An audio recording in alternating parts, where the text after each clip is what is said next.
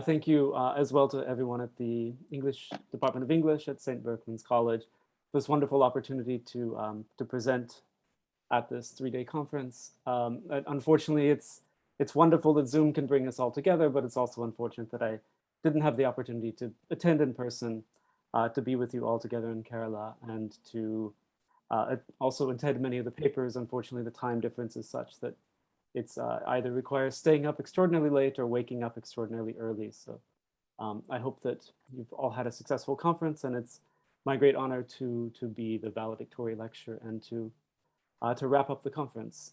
So once again, very hearty thank you to everyone at St. Berkman's College for the invitation.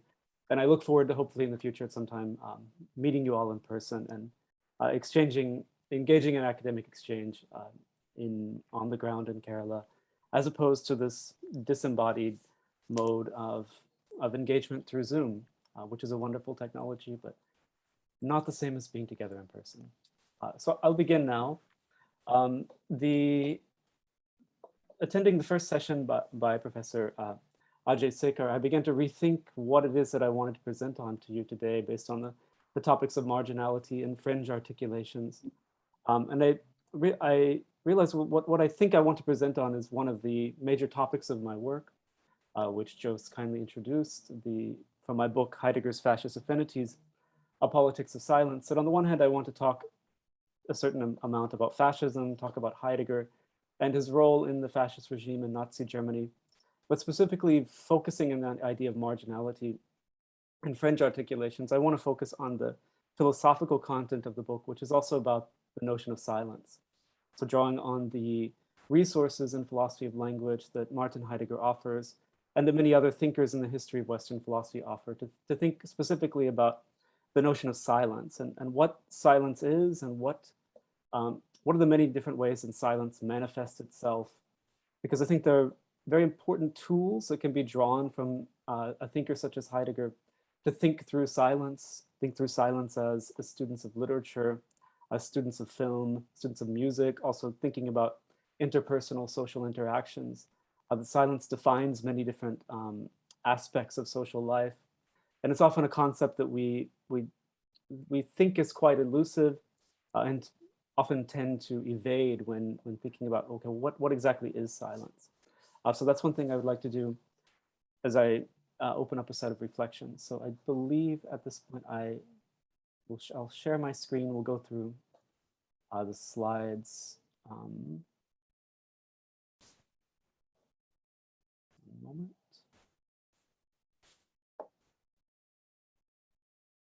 Okay, it's visible. It's visible. It's visible. Great, thank you, Chris. Okay, so I'll begin now. I think this paper is the presentation to take approximately 45 minutes, leaving plenty of time, I hope, for questions from the audience. If there's any issues with the technology, please feel free to interrupt me and let me know.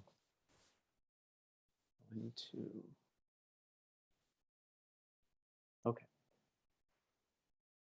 Western philosophy in the 20th century is mapped upon a terrain of silence.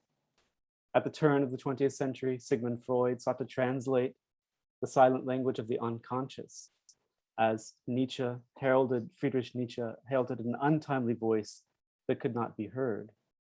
The Austrian philosopher Ludwig Wittgenstein and German philosopher Martin Heidegger, foundational thinkers in both the analytic and continental traditions of philosophy, each placed silence at the core of their most influential works. In the tradition of phenomenology, thinkers such as Maurice Merleau-Ponty and Emmanuel Levinas prominently thematized silence, while the subsequent generation of post-structuralist, deconstructionist, and feminist thinkers such as Jacques Derrida, Hélène Cixous, Michel Foucault, and Jean-François Lyotard all grappled with silence in various forms. Among these works, Lyotard's theory of the différende, a term that describes an ontological gap of incommunicability, is now a standard concept for addressing questions of silence, silencing, the ethics of sayability, and trauma. Later, in queer theory, Eve Sedgwick's closet became a complex synonym for many forms of silence and silencing. Beyond this philosophical concern for silence and silencing, a number of similar themes emerged in the art and literature of the 20th century, demonstrating both the creative and destructive force of silence. In literature, dramatists such as Samuel Beckett and Harold Pinter brought silence to the stage, while poets and novelists like Adrienne Rich and Virginia Woolf traced the presence of silence in language, each thematizing the power of silencing in unique ways. In music, the composer John Cage famously utilized silence as an element of his compositions, and filmmakers such as Ingmar Bergman and Chantal Akerman likewise crafted silence to structure the cinematic spaces of their works. Silence became one of the most persistent themes of philosophy in the 20th century, both implicitly and explicitly. Could one even go so far to say that a certain silence haunted philosophy, literature, and much creative work in the 20th century? Amid this abundance of artistic and philosophical work on silence, breaking the silence became the watchword for emancipatory projects pursued by groups such as first wave feminists, post-colonial scholars, race theorists, and campaigns for social justice. These emancipatory projects sought to disrupt processes of silencing by locating, recovering, and translating marginalized voices from the silencing of oppression and disenfranchisement. Though essential political interventions at the historical moment when they emerged, these projects of recovery soon met with the critiques of politics of representation, best exemplified by thinkers such as Gayatri Spivak and Toril Moi. Spivak and Moi effectively argued that recovering and speaking for silenced and marginalized voices entails a further form of silencing. These critiques showed that projects of recovering silence from the archives, history, literature, art, and culture, and everyday practices of living were constrained by the very concept of silence they employed. As a result, any naive politics of granting a voice and breaking silence became impossible after the 1980s. Projects of breaking silence even risked contributing to layers of oppression by committing what the philosopher Miranda Fricker calls epistemic injustices. From this point onward, the deconstructive critique of representation folded silence back into itself, destroying any simple binary of empowered speech and disempowered silence. Even despite this powerful deconstruction of the speech-silence binary, philosophy, to the extent that it still operates within representational schemes and a speech-silence binary, still remains haunted by the specter of silence. A silence that carries with it a deeply gendered and racialized heritage. Pursuing rigorous analyses of the manifold structures of silence and silencing remains an urgent ethical and political task for philosophy. This is all the more important in the current global moment, with the rise of authoritarian, anti-democratic, and fascist regimes globally, including both India and the United States. Fascist regimes, of course, operate through brute forms of silencing, in its most extreme form, including murder and genocide. But they also operate through the repression of the voices of ethnic and religious minorities, deemed, according to fascist politics, undesirable by the ruling regime. Silence has long been a key theme in Western philosophy. Ancient Greek thinkers such as Western political philosophy, that is. Ancient Greek thinkers such as Plato and Aristotle dreamed of a political order under the grip of a ruling class of aristocratic men. They theorized a harmonious order enforced by this ruling class in which disturbing, and as Aristotle would often say, cacophonous elements were marginalized to the point of being silenced. The early Greek thinkers of aristocratic patriarchal democracy, as they called it, proposed a harmonious order predicated upon the suppression of such inharmonious and cacophonous elements, including most prominently women, non-Greeks, and enslaved people. For many Greek thinkers, such as Plato and Aristotle, a functioning state required the strict hierarchical rigidity ensuring that so-called undesirable elements remained in their place and thus did not disturb the harmony of the patriarchal slave-bearing order. Discordant elements, women, enslaved people, non-Greeks, were not permitted to disturb this harmonious order. Silencing was thus an operative element of Greek democracy, and out of this ideals, according to the men of the ruling class, out of this ideal political order grew an entire metaphysics, ontology, and ethics structured around fundamental acts of silencing. This desire for a harmonious and homogeneous political order can be identified in more recent phenomena.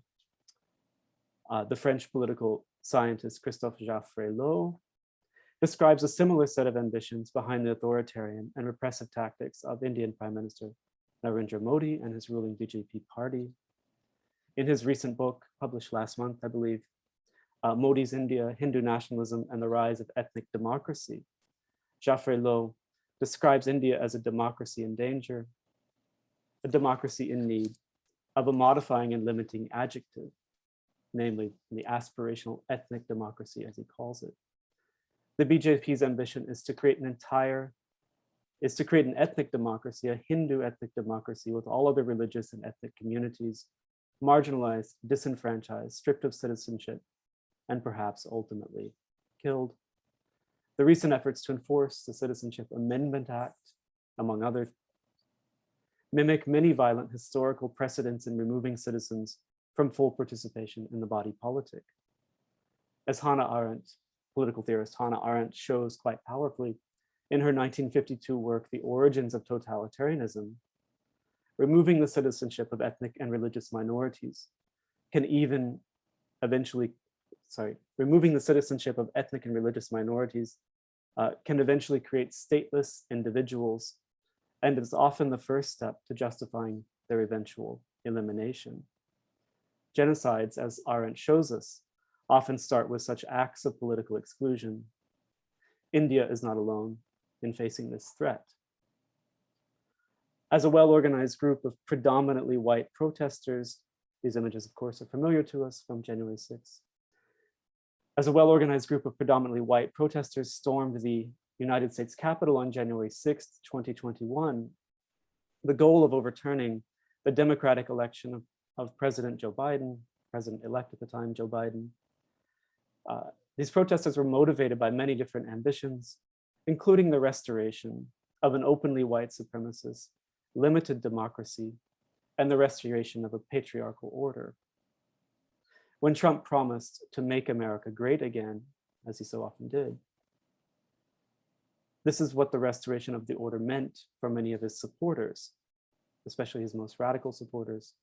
The return to a legalized, race-based caste system enforcing both white supremacy and a patriarchal order.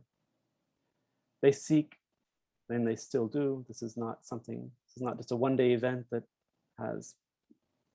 is over, it's an ongoing movement.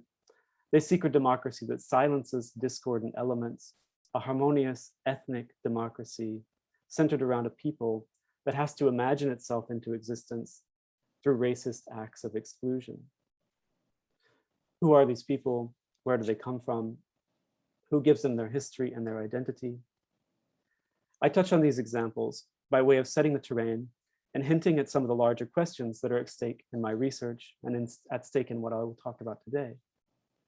Ultimately, I intend to talk about silence as my major topic of concern. I've chosen the topic of silence because of how it links to the conference's major topics, marginality and fringe articulations.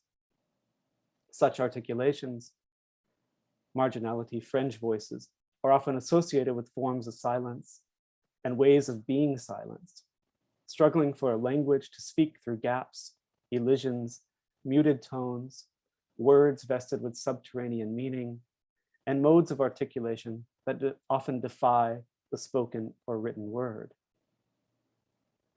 My own research focuses on fascism and ethno-nationalism.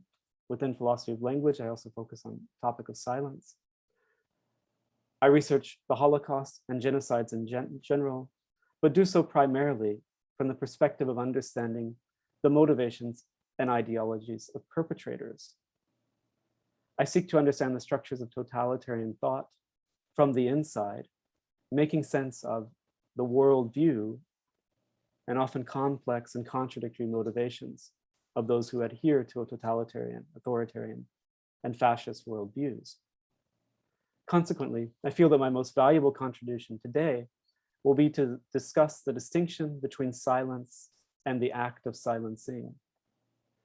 In order to address this range of themes, silence and silencing, I want to turn to one particular case study for the examination of questions around the margin, silence, the voice, and the people.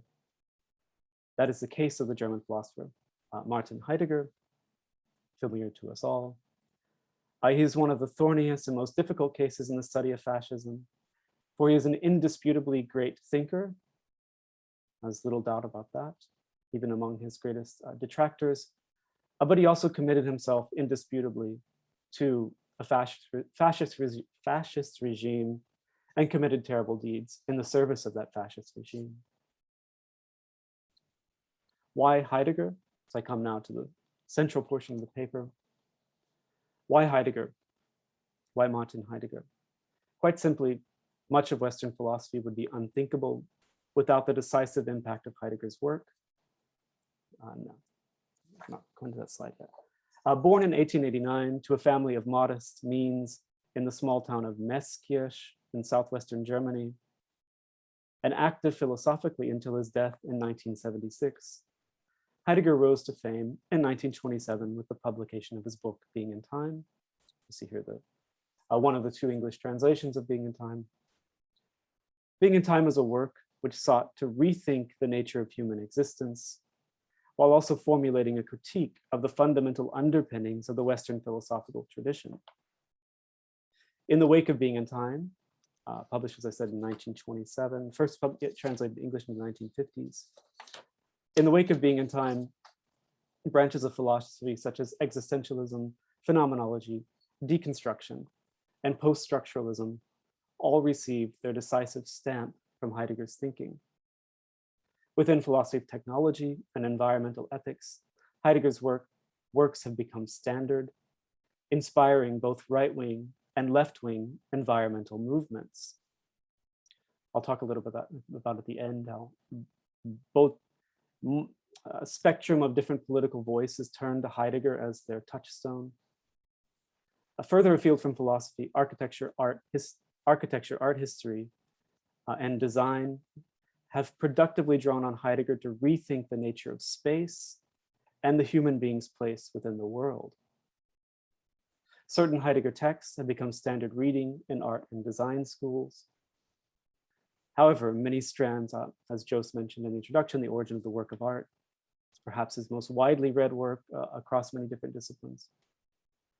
Moreover, many strands of post-colonial studies, especially within the discipline of history, have turned to Being in Time to rethink what it means to write history. Most famously, Dipesh Chakrabarty's Provincializing Europe draws mainly on Heidegger. In short, Heidegger's work put the decisive stamp on much of the philosophical agenda in Western philosophy in the 20th century, and still today into the 21st century. With this concept of what he called destruction, developed in Being in Time, Heidegger honed a critical eye, focused with a critical eye on any form of binary thinking, including such terms as inside, outside, present, absence, speech, and silence. He showed the co-determinative character of binary pairs, traditionally considered separate and distinct opposing terms within Western philosophical thought. Instead of clear distinctions between these binaries, in Heidegger, one gets intermingling and indeterminacy, especially in his early thinking. Being in Time is often considered one of his early works. In his hermeneutic practice, Heidegger rigorously underscored the historical contingency of all philosophical thought, including many of the most basic terms in Western philosophical thinking. These terms include the subject-object divide, subjectivity itself, the notion of a teleological linear progression of time, and truth as a content of knowledge possessed in a statement. In place of the traditional subject, developed most famously by Descartes, Heidegger posited instead a scattered human existence stretched out temporally between a past that has been and a future that will be. For Heidegger, we are immersed in the world and do not exist as an enclosed, encapsulated entity for whom the world is an outside, distinct from our physical bodies. In his early philosophy, Heidegger took all fixity and surety of thought, quietly undermining the pillars of rationality by showing truth to not be a cognitive content held in the mind, but instead a condition of the world. In his method of destruction, a term which later inspired Jacques Derrida's deconstruction, Heidegger laid out a mode of reading which rigorously avoided smuggling in anachronistic modern modes of thinking in his interpretations of the history of philosophy. For example, the modern individual, vested with the Enlightenment notion of individual rights, simply did not exist in ancient Greece and should not be read into interpretations of ancient texts. Instead, the reader should seek to recover understandings of the human condition lost to the tradition. Heidegger was a thinker in his early work and Being and Time of the abyss, as he called it. And his philosophy drew its readers to the edge of this philosophical abyss of rootlessness and deprived them of any naive belief in origins. There can be something deeply unsettling about working through the process of destruction and Being in Time. As a teacher, Heidegger actively taught from approximately 1921 all the way into the 1960s. As a teacher, he systematically deprived his students of the certainty of fixed modes of thinking and built a mode of pedagogy based around unlearning. One might know less after a Heidegger lecture simply because it deprived you of misguided notions of certainty. Not surprisingly, therefore, anxiety formed the centerpiece of Heidegger's existential thought. In Anxiety, Heidegger brought his students, and he brings his readers, before the nothing, what he called the nothing, an unsayable entity which nonetheless provokes an outpouring of speech. This paradox is characteristic of Heidegger's philosophy. The nothing, on the one hand, cannot be captured in words, but on the other hand, we cannot but try to capture it in words. We find ourselves stumbling, stammering, trying to say something. One might think here of Samuel Beckett's famous words, try, fail again, fail better. In Being and Time, anxiety was closely linked to another term, a term which would be the fulcrum around which Heidegger's thinking would pivot in years after Being in Time. The term is authenticity. Modern technological urban life distracts us with endless superficial pleasures, with endless fleeting ways to alleviate the burden of our own temporal existence.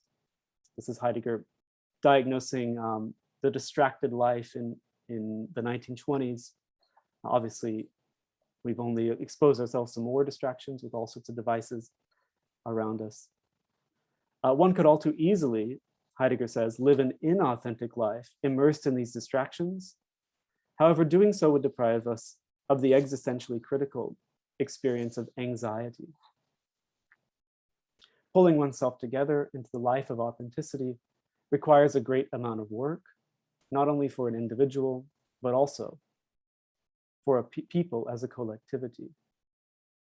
Here, the political profile of Heidegger's existentialism reveals itself, as critics such as Theodor Adorno and Jean-Luc Nancy have long shown.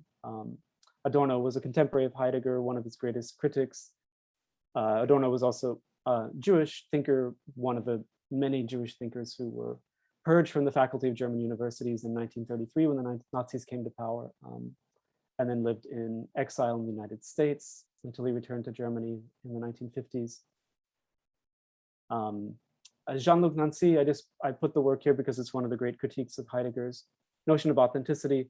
As many of you may know, Nancy passed away quite tragically just about 2 weeks ago. One of the most important French thinkers on contemporary philosophy, sadly no longer with us. These steps move from authenticity to identity.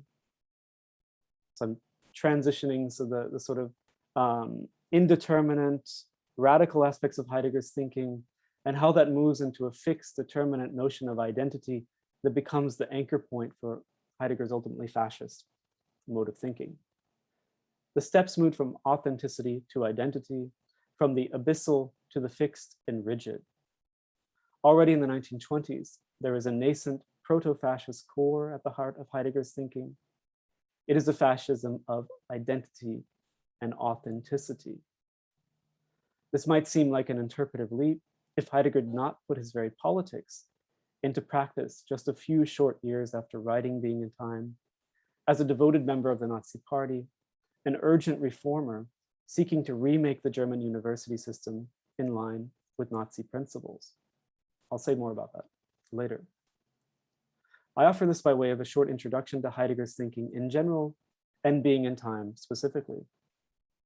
However, Being in Time is not my intended object of analysis in this talk.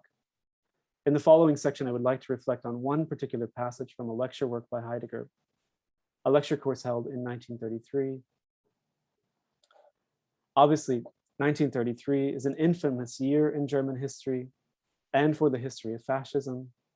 In January 1933, Adolf Hitler was appointed Chancellor of Germany. In March, the Reich Enablement Act effectively instituted, March 1933, effectively instituted one-party rule under the Nazis in Germany. Immediately, the Nazis began aggressive legislation to reshape German society according to Nazi principles and began the immediate process of removing Jews from civil society and reducing them to a legalized second tier of citizenship.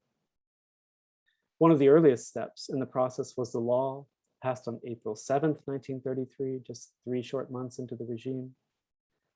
The law known as the Law for the Restoration of the Professional Civil Service.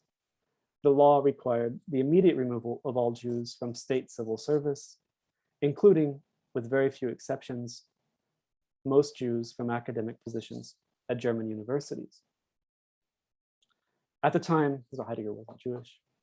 He came from a Catholic family in southwestern Germany. At the time, Heidegger was a professor in the prestigious university in southwestern German University in Freiburg.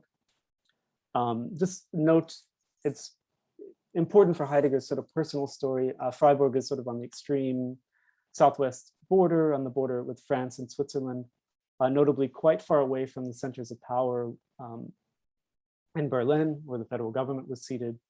But also the center of power for the Nazi Party was in Munich. So Heidegger is in many ways sort of in a provincial regional area, far away from the decision-making powers in Nazi Germany. As the Nazis came to power, Heidegger, like many ambitious academics, suddenly began vying for influence and power under this new regime. On April 21st, 1933, he was appointed, with full approval of the Nazi Party, the rector of Freiburg University.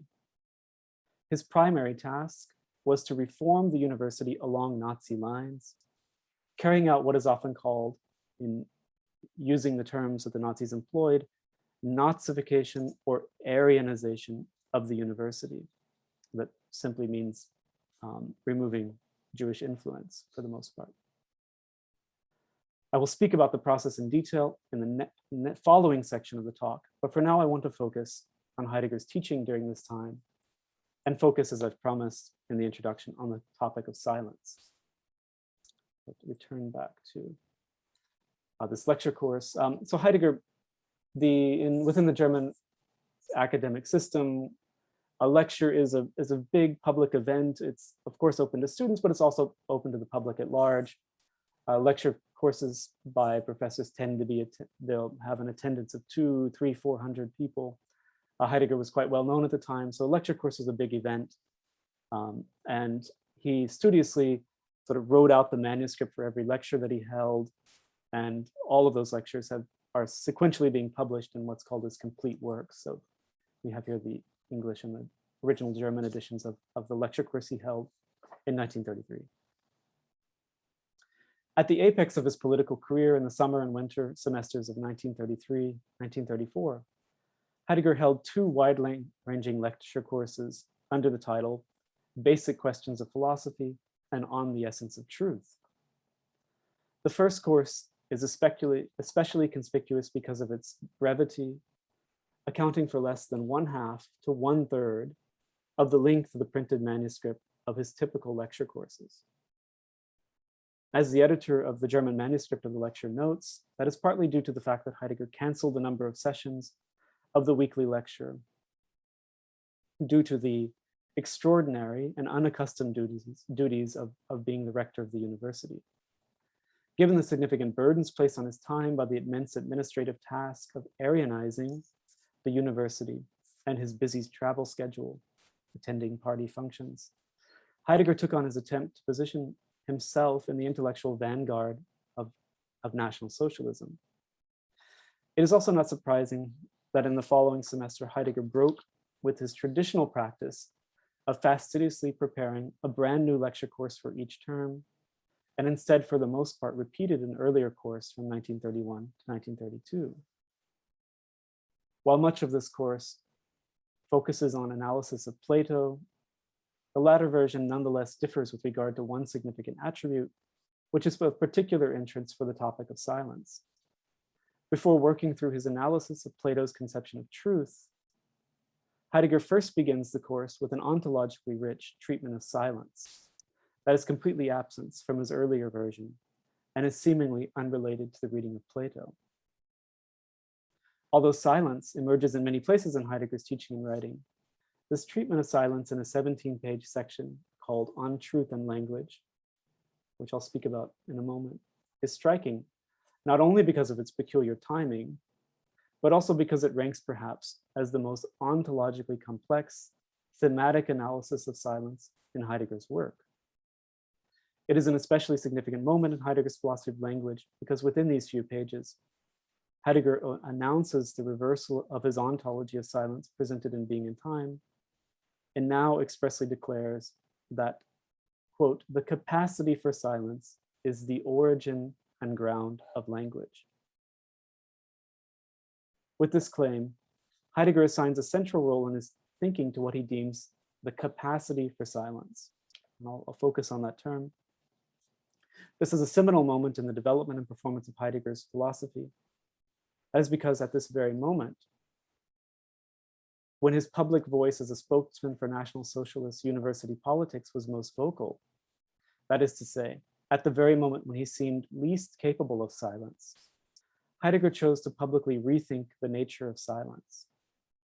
It is illuminating to juxtapose this lecture with the circular Heidegger distributed, the memo Heidegger distributed to students of Freiburg University at the beginning of the semester, declaring in the opening lines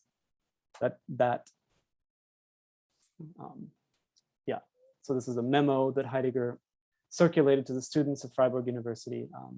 I have an image of the original somewhere, but this is a translation of it. German students, the National Socialist Revolution brings the complete upheaval of our German existence. The Führer, that is to say Adolf Hitler himself, and the Führer alone is the German reality of today and the future and its law. Why would Heidegger choose this moment as the appropriate one in which to discuss, quote, the different manners of keeping silent, the multiplicity of its causes and grounds, the different levels and depths of reticence, end quote. Why, in effect, would Heidegger choose to announce that perhaps there is not only much that he is not saying, but there are also many ways in which he is not saying it? So I turn now to the analysis of what Heidegger calls the capacity for silence, the section called the capacity for silence as the exercise of power.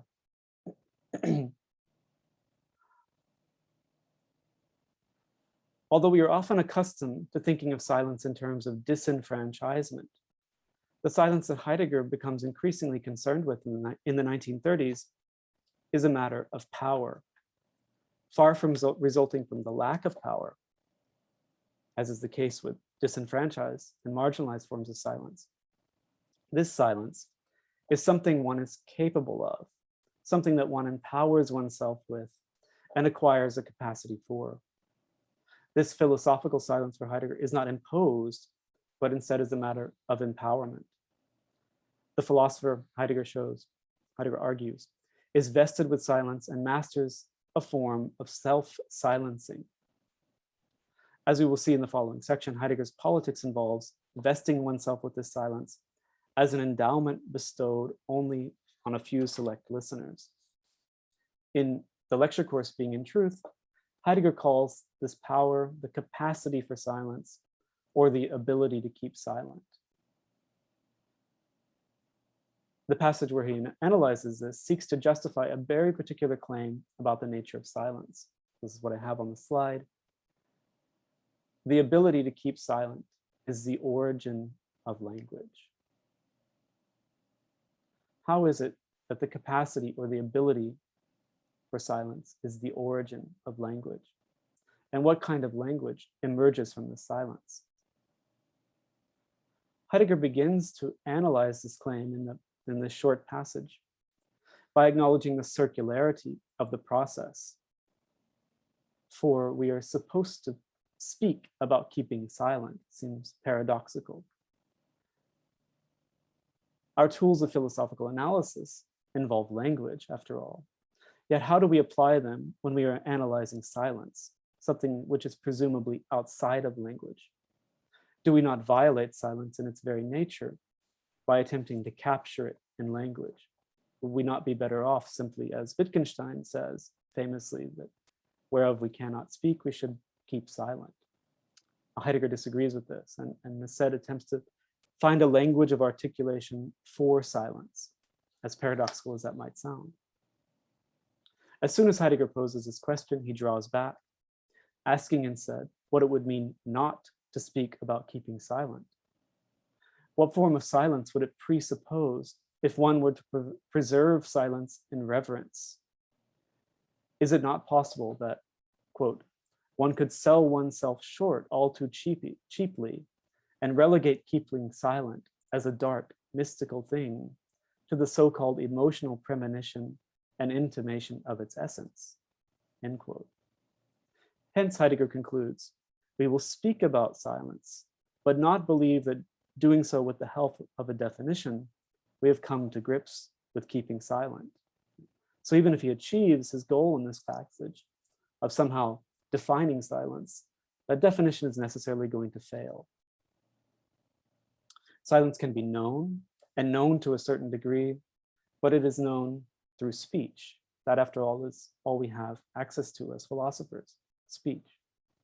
This speech, moreover, is not contrary to silence, even if it is the interruption of silence. Silence regarded in this way is not the absence of language, but the presence of the absence of language. This is Heidegger's central ontological claim of silence. Silence is not the absence of language, but instead the presence of the absence of language. Just to sort of break away from Heidegger for a moment, I think that one way to sort of illustrate that claim is through a famous, very short, very brief sort of pictorial poem by the German poet Eugen Gomringer called Schweigen. Schweigen it's a verb form, although if it were capitalized, it would be a noun form in German. But in this poem, which consists of one word repeated multiple times, Schweigen serves as the infinitive verb form, which we can translate as to keep silent or to be silent. It's actually a word for which there isn't a very good English translation, because what is captured in one word, we have to unpack into multiple words in English. So as Heidegger says, silence isn't the absence of language, it's instead the presence of the absence of language. We can sort of see how what Gomringer has done here is that there's a space of silence, a space of keeping silent, which brings about the sort of middle point of the unwritten silence. Right? So the writing of silence is what brings about this unwritten silence at its center. This is from the 1950s. It's much later than Heidegger, but I think sort of helps us understand this claim that silence isn't the absence of language, but instead the presence of the absence of language. Another anecdote I think that illustrates this quite well is the Franz Kafka, the famous author of many wonderful works. At one point he writes in his diaries, he was perhaps not the most social of creatures. He didn't necessarily like to engage in idle chatter. So he's been invited to a dinner party, and he contemplates to himself, well, how can I make it through this dinner party while saying the least amount possible, while being brought into the least amount of conversation possible? So he thinks to himself, well, if I keep completely silent, then I will be conspicuous or obvious as the person who's keeping silent, and people will turn to me and talk to me so that I'm not the person keeping silent. So he asked, well, what is the amount of sort of voluntary chatter I have to engage in so that I'm not conspicuous as the one who's keeping silent? So in his desire not to have to speak, he realizes he has to find the right amount of speech in order to not be obvious as the person at the end of the table keeping silent. So silence, Heidegger says, it's not the absence of language, but the presence of the absence of language. At this point, Heidegger turns to a question that obsesses him for the decades: the status of language in distinguishing the human from the animal. At first, Heidegger seems to suggest that if the animal does not have to, and this is one of the most controversial passages in Heidegger's conception of animals, and certainly feel free to disagree with it, because many people have. If the animal does not have to or simply cannot speak, and if the animal is constantly silent, then the animal must be, quote, prepared for and capable of speaking to a much higher degree, because it can keep silent more, indeed constantly. But something even more fundamental distinguishes the human from the animal, namely that even while silence, as Heidegger claims, is the origin and ground of language, animals, according to Heidegger, have no capacity to speak. Humans, those creatures who have a deficient capacity for silence, because they do in fact speak and do so constantly and resoundingly, are the only creatures able to keep silent as a capacity for silence. Hence, Heidegger concludes, quote,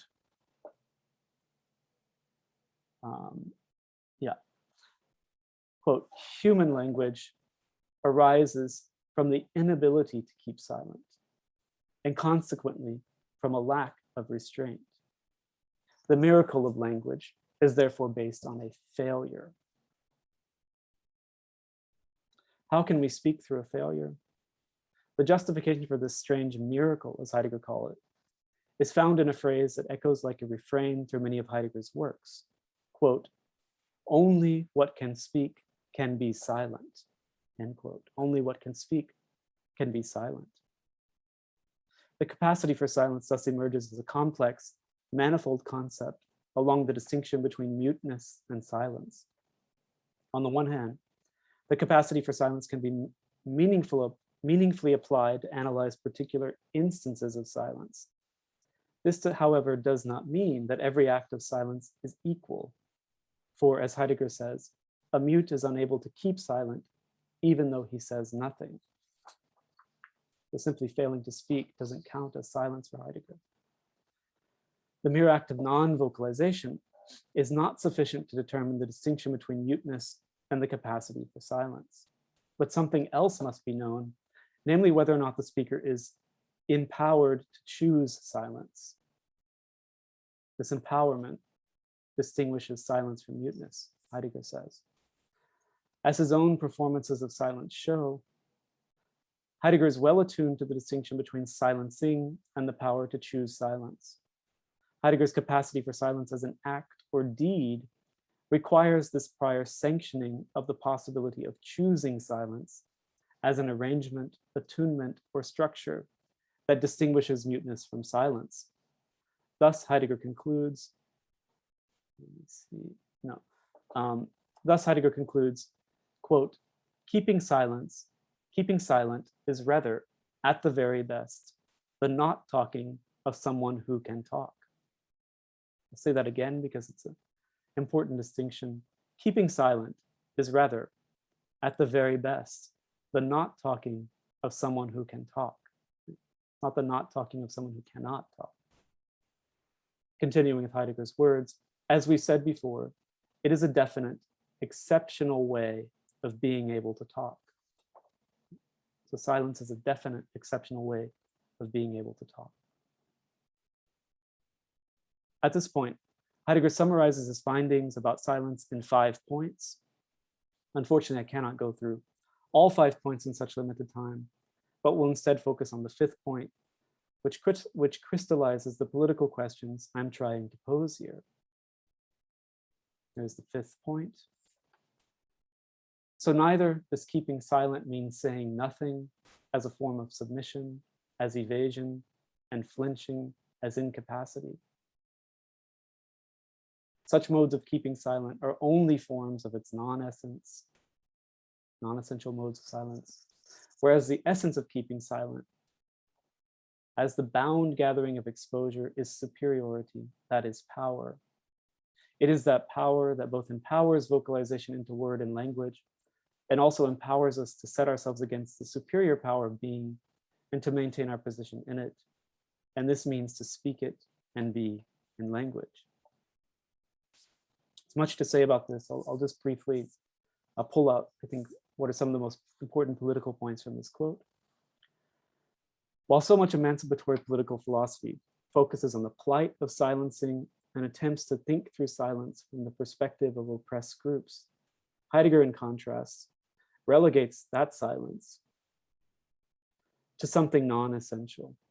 Instead, he valorizes a superior, in his words, superior silence empowered through self-silencing, a willfully chosen silence, as opposed to a silence that is imposed by outside structures of power. Instead, it's one that's enabled by structures of power. It is not that Heidegger fails to think through or overlooks the structures of silencing and the silenced subaltern voices clamoring to be heard. Instead, he positions himself precisely from the perspective of the one who enacts that silencing. He places his philosophy in the perspective of the one who has the power to silence others. Okay, so I turn now, sort of that point in the philosophical analysis of silence, and I talk about what I mean that Heidegger had the power, vested himself with the power to silence others. Just as a transition, this is the official Nazi Party membership card of Martin Heidegger. It's in Berlin, but this copy is from the microfilm copies of the German records that were seized by the Americans. It's in the National Archives in outside of Washington, DC. It basically just says that Martin Heidegger joined the Nazi Party on May 1st, 1933. And then on the right-hand side, you'll see that it was renewed with a new photograph on the 5th of December, 1935. So Heidegger, he actually filled out his membership in March 1933. That is to say, about 6 weeks after the Nazis came to power. His official membership was issued on May 1st, 1933. There was such a rush of people joining the party in the early days of the Nazi rule that it took a long time to actually decide who they wanted to let into the party and to operate all the paperwork. He gives his address. It's a home that his family still owns in Freiburg today. Okay, so I'll turn now to Heidegger's political activities. I sort of historical portion of the paper. If you ever hear, what was the nature of Heidegger's politics, this is, now you'll be able to know. What was the nature of Heidegger's political activities? Perhaps the most succinct demonstration of Heidegger's political commitments to the Nazi revolution in 1933, Nazi fascist revolution in 1933, can be summarized in a single document from the Freiburg University archives. The university where Heidegger, in April 1933, would assume the rectorate. Just to be clear, much as Indian universities have the VC, the vice chancellor, American universities have the president as the highest administrative position. In Germany, the highest administrative position of the university is called the rector, or the office is called the rectorate. So just want to briefly look at this short document. It carries the title, Overview of the Non-Aryan Civil Servants and Employees, etc. This is a pre-printed form that was distributed to departmental chairs, to the heads of university clinics, so the leaders of different administrative units of the German university. And what it asked those people to do was to fill out the names, some basic biographical information of what are called non-Aryan, that primarily meant Jewish employees who were under the service of that particular administrative unit. So Martin Heidegger was the chair of a portion of the philosophy seminar, it was called, and also ran what was called the psychological laboratory. So he had 2 Jewish employees under his service. And what's really extraordinary about this form is they tended to be filled out by the administrative staff at the universities. But anyone who's familiar with Heidegger, this is obviously his handwriting. He has a very distinctive handwriting. And he's gone to the personnel files of his younger Jewish colleagues. Their names are Werner Brock and Olga Marum. And he's accessed their birth dates, the days in which they began their job, and said which unit they work for, and then signed the form quite, I would say, in an ostentatious manner. This document is a pre-printed, let me see. This document was part of the execution of what I mentioned earlier, the April 7th, 1933 law, the law for the restoration of the professional civil service. The law mandated the immediate purging of Jews and, quote, politically undesirables from the civil service, including professors, which belonged to the civil service in Germany.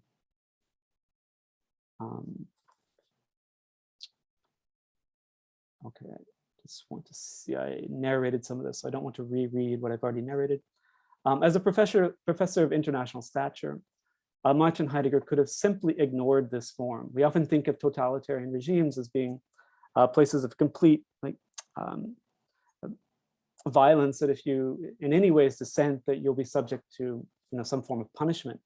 This is a very new, very almost insecure regime that is looking for people to participate in its new political arrangements. Heidegger could have simply ignored this. There would have been, many professors did ignore it, many directors of clinics did ignore it. They simply didn't fill out these forms, and nothing at all happened to them. Right? Thus, for example, several directors of institutes and clinics requested a more precise definition of a Jew. This is one of the difficulties the Nazis had. They wanted to remove Jews from the civil society in Germany, but didn't even yet have an idea of who they considered to be a Jew. The head of the dermatology clinic, just giving you examples of how other people filled these forms out, claimed that releasing its X-ray technician would result in the danger of radiation exposure, while the director of the pediatric clinic objected that he would not release, quote, his only decent, fully trained pediatrician present in-house, end quote. Heidegger, in contrast, took the rather extraordinary step, especially for a German male professor of his day, that is to say, a professor who had secretarial support on hand, of filling out this form by hand and signing it with an ostentatious flourish. He knew this form would go to the Ministry of Culture. He wanted the Ministry of Culture to see that he, Martin Heidegger, was dedicated to the task of removing Jews from the university. After his predecessor, the previous rector, was removed from office after only 7 days for failing to implement the Aryanization or Nazification policies at the university, Heidegger had maneuvered well enough in right-wing circles to position himself as the party's confidence man. This is a difficult form that I won't go through because I didn't have a chance to do the full translation. But the basic idea is that the Nazis would, I won't go through these, it's too much detail, but the Nazis would look at different universities and find who they considered politically reliable. And that person, who was generally a man, would be designated a confidence man, who was put into a position of power as trusted to implement the Nazi policies. Right? So Heidegger had sort of moved within the right-wing circles, the Nazi circles, to be considered a trusted person to implement Nazi policies at his university. Beginning in March 1933, this is before the federal government has begun removing Jews from civil service. Beginning in March 1933, Heidegger served as a founding member of the cultural, political, working community of German professors. That's what these documents are. A group which called for, among other things, quote, German universities to wear a German face for the renewal of an ethnic consciousness, and for the role of the German university as, quote, a site of national political education. The Nazis, like many other authoritarian and fascist movements, not surprisingly, targeted universities as a place for intense politicization. Let's see the next slide.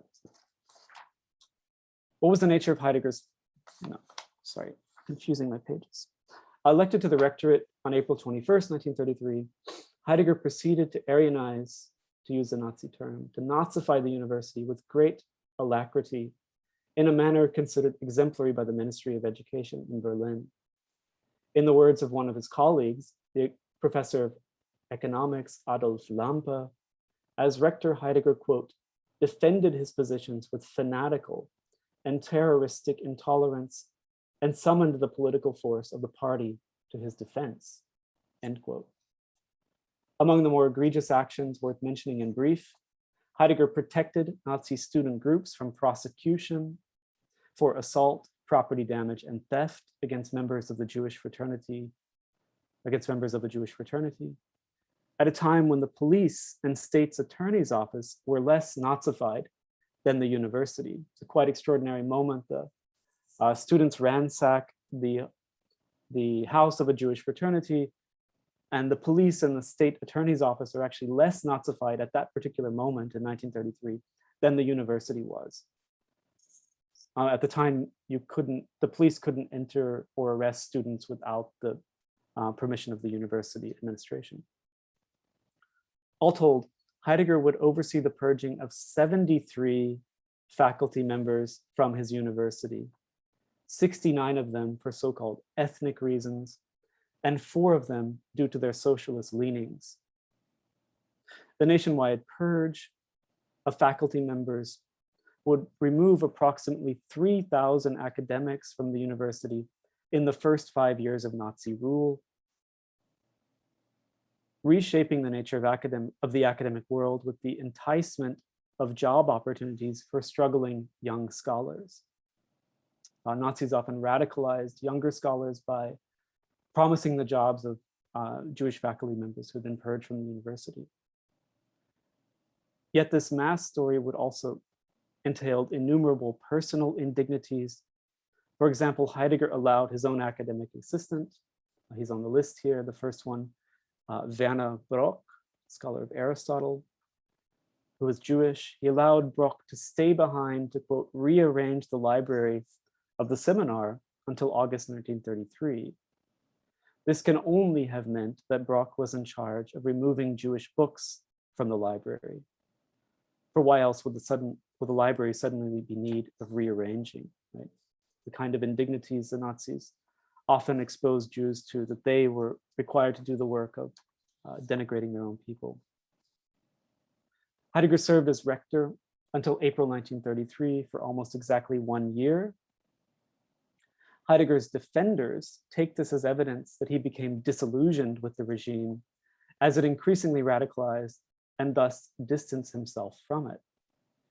This conclusion, however, is misleading and should be stricken from the record. I strongly disagree with it. Why? The rectorate at German universities was traditionally a 1-year position. It was an honorary 1-year position. And it was only in the Nazi period that politically reliable rectors were retained for more extensive terms. Heidegger had invited upon himself significant political intrigue in his efforts to move into a position of power in Berlin. This is why I showed you the geography. He wasn't content simply being in this small provincial university in southwestern Germany, he really wanted to move to a position of power in Berlin and oversee the reform not only of his university, but of the entire university system. In a movement where everything, including academic disciplines, were supposed to be structured according to what they called the Führer principle, the leadership principle, Heidegger was among the many pretenders to the throne vying for primacy or leadership over philosophy in the Nazi era. The other pretenders, I won't mention their names, they're all mediocre philosophers, forgotten for good reasons. The other pretenders, although they too would soon be bitter rivals, entered into a temporary alliance to launch a character attack against Heidegger. In a detailed analysis of Heidegger's work and personality, they described his work as suspiciously Jewish and repeatedly noted that it was held in high esteems by, quote, Jews, half-Jews, and representatives of a neo-scholastic, distinctly Catholic worldview.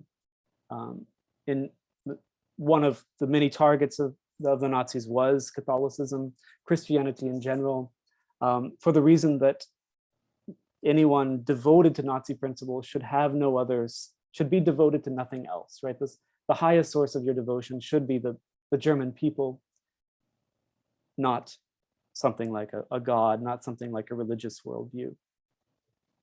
Moreover, one of his philosophical rivals went so far as to say that it would be, quote, an offense against reason to appoint Heidegger, whom he called, quote, one of the greatest scatterbrains and most prominent eccentrics who we have in the realm of higher education. Heidegger, his rival said, was a man who fell on the wrong side of the line between mental health and illness. The world of Nazi power politics is a very nasty, difficult world. Heidegger's political alliances in Berlin were too weak to withstand the onslaught, and his rivals thwarted his ambitions, even though he would continue negotiations with the Ministry of Education until 1935 to be the director of an ideological training academy for German postdoctoral students.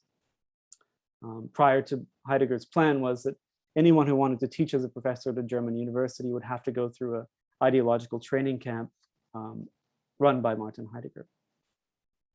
These plans ultimately failed and petered out as Heidegger's influence in Berlin waned, and Heidegger would enter a phase in which, as he wrote in 1945, after the war, after the fall of the Nazis, as he wrote to his Denazification Commission, quote, he devoted himself exclusively to his philosophical studies.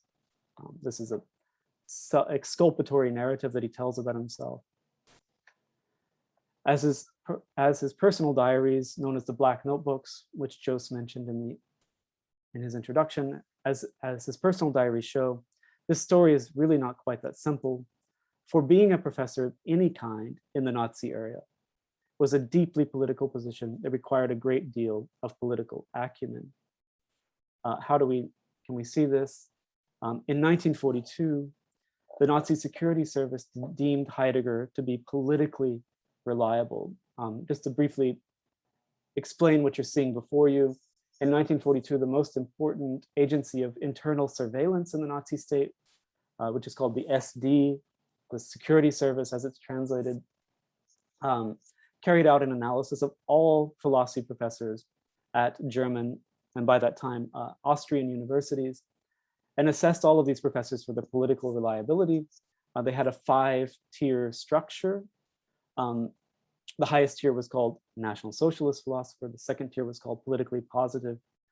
From there, it went to indifferent, liberal, and religiously oriented. As I said before, being bound to a religion was considered a form of political unreliability by the Nazis. But just to explain the story in brief, Heidegger was situated into the second highest category, which is called politically positive, the top line, or we could also translate that as politically reliable. The Heidegger case should remind us of a principle which should be relatively obvious. Having enemies who are Nazis does not mean that you are anti-Nazi.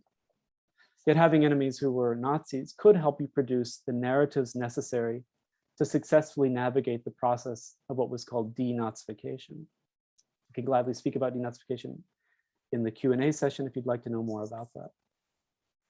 Most importantly for our current most importantly for our current concerns, although Heidegger was subject to a denazification project by the post-war occupation forces, he never sought to denazify his thinking.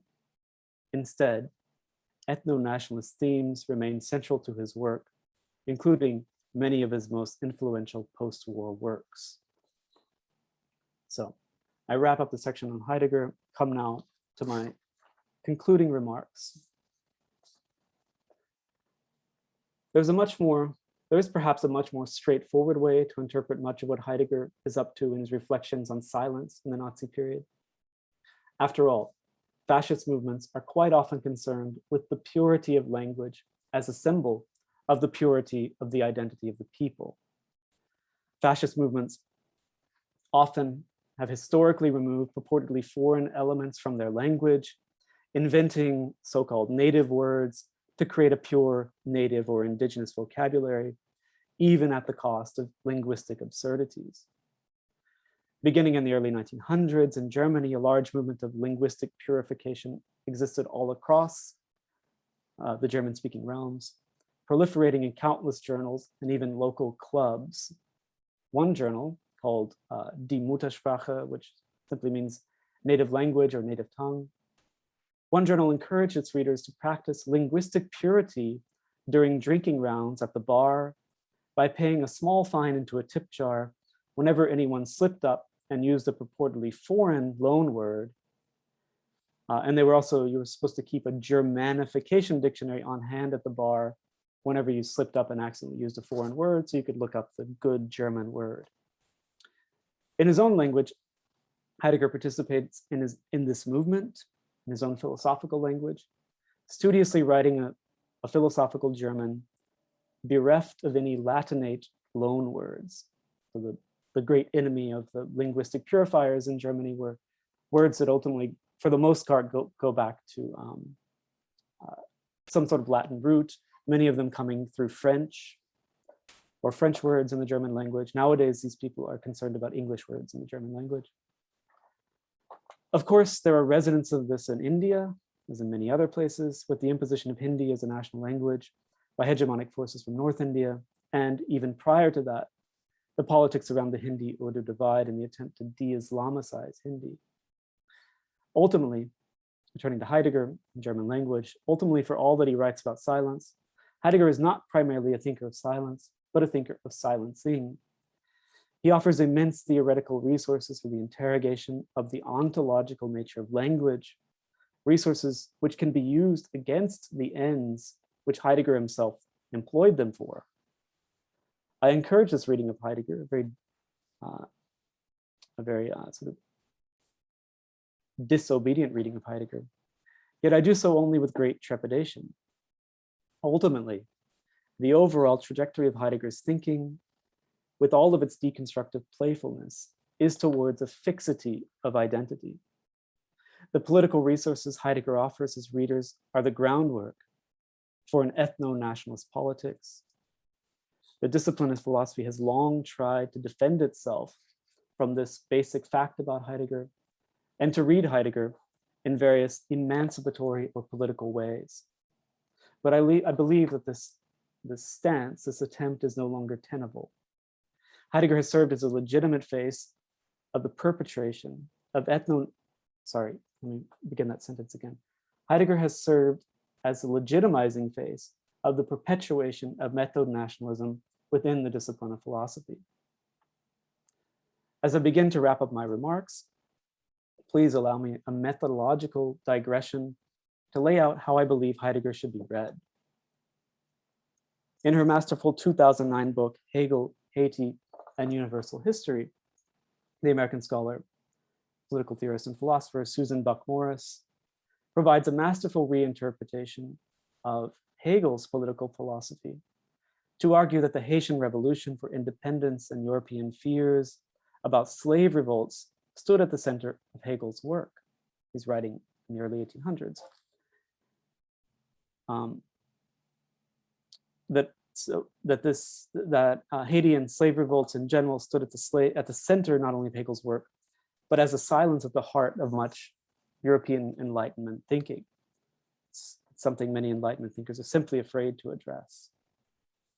Buck-Morss shows how in drafts and early manuscripts of his political texts, Hegel specifically addressed Haiti in his analyses of slavery, which culminated in the passage known as the master-slave dialectic in his Phenomenology of Spirit, Hegel's most famous work.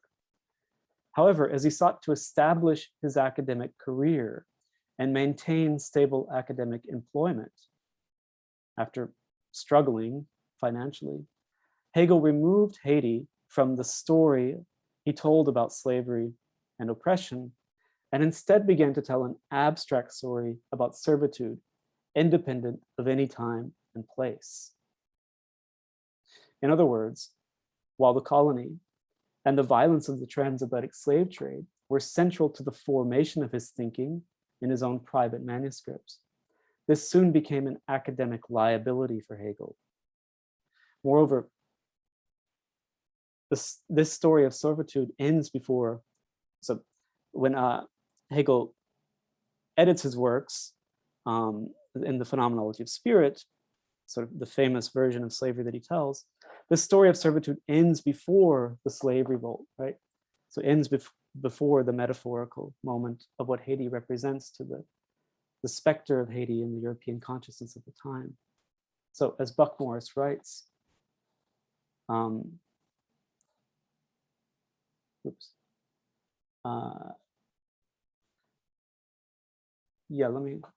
read much of what it's, okay. The history of philosophical scholarship is an example of how the colonial experience has been excluded from the stories of Western thought, tells about itself. As a certain professor of philosophy told me, frankly, even if Hegel were writing with Haiti in mind, it would not change the way that I teach about Hegel. A remarkable statement that from a certain perspective is justified, of course, but it was precisely this perspective that I was hoping to unsettle, placing emphasis on the linking conjunction, Hegel and Haiti, to the point where we cannot think Hegel without Haiti. There is much to be said about this quote in its own right, but I turn to it now for the methodological inspiration. Just as Buck-Morss wants to recast Hegel's scholarship such that it is impossible to read Hegel without Haiti, I want to force Heidegger scholarship to a point where we cannot read Heidegger without linking his own work to fascism. Buck-Morss points to this kind of resistance, such projects face from established scholarly modes of thought, writing, quote, the greater the specialization of knowledge, the more advanced the level of research, the longer and more venerable the scholarly tradition, the easier it is to ignore discordant facts. So that means in the case of Hegel, the role of Haiti in his formation of his understanding of slavery, and for me, fascism in the understanding of Heidegger. It should be noted that the specialization, isolation are also a danger for those new disciplines such as African American studies, or new fields such as diaspora studies that were established precisely to remedy this situation. Disciplinary boundaries allow counter evidence to belong to someone else's story. This precisely is what Heidegger scholars within the field of philosophy all too often do. They will admit that one could read Heidegger in conjunction with fascism, and they maybe even admit that historians should do that. However, they will retreat to their comfortable disciplinary boundaries and say, echoing as Buck-Morss says here, that that is someone else's story. I don't have to tell that story. I'm a philosopher. I work on ontology, they'll say.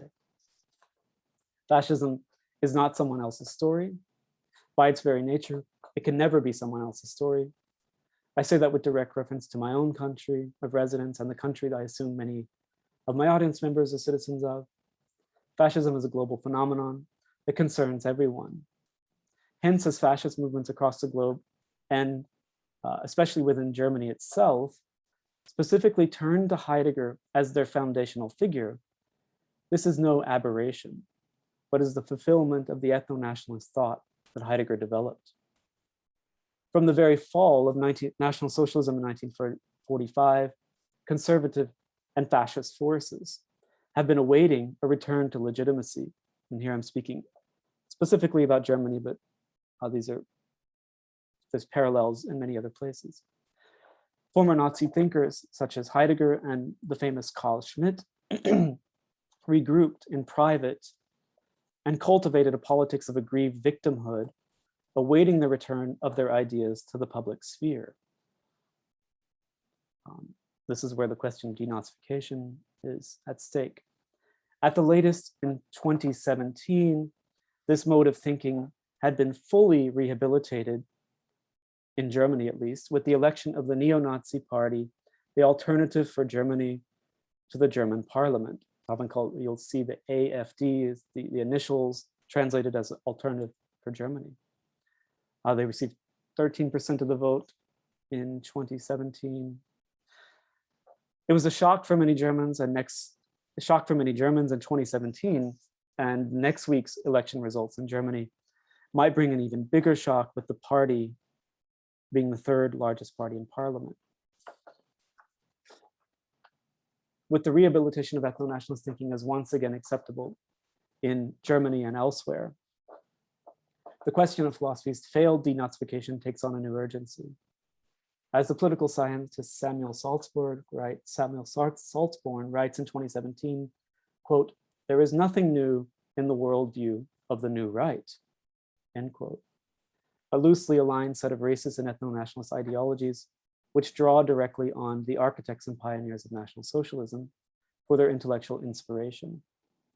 Meanwhile, the protege of Peter Sloterdijk, a monumental figure in contemporary German philosophy, Mark Jungen, has solidified himself as the intellectual leader of this neo-Nazi party, the Alternative for Germany. Simultaneously, Heidegger has experienced a resurgence as an ethno-nationalist hero in such publications as the environmental magazine called Die Kehre. So I know this is all in German. Many of you may or may not speak German, but this is just to sort of briefly highlight this. This is a environmental eco journal that was launched last year, specifically in its program note, drawing on Heidegger's critique of technology, right? So some of Heidegger's famous texts written during the Nazi period and the post-war period, where Heidegger critiques our sort of alienation from nature and our devotion to technology as a mode of inframing the world, as Heidegger puts it. These very abstract ideas have become the program for this openly sort of neo-Nazi environmental restoration journal, right? So it's an eco movement. There's eco movements on the left and eco movements on the right in Germany, and the ones on the right are especially turning to Heidegger. So you can see in one of their early issues, migration, for them becomes an environmental concern, right? So classic questions that fascist regimes will ask of, are there too many people living here? Is our living space being taken over by too many outsiders? So they'll attempt to take this very clear classic fascist theme and present it as if it were nothing but an environmental question, right? A neutral environmental question. So this is some of the reception of Heidegger in the current day. I think I'll leave it at that.